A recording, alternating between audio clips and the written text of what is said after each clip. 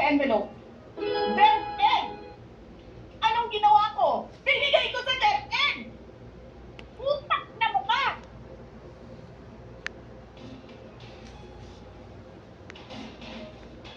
Wala ka nga posisyon sa gobyerno, namimigay ka ng pera ng gobyerno eh!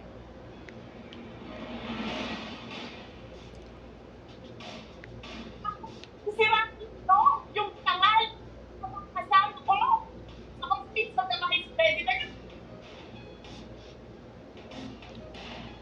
Sasabihin niyo sa mga tao, nakaw yan, confidential funds yan. Niwala nga kayong isang proof na confidential funds yan. Naniwala lang kayo sa isang babae na ang pangalan ay Gloria Mercado na nagsabi confidential funds yan, na hindi niyo nga nilabas na wala pang confidential funds, meron ng white envelope.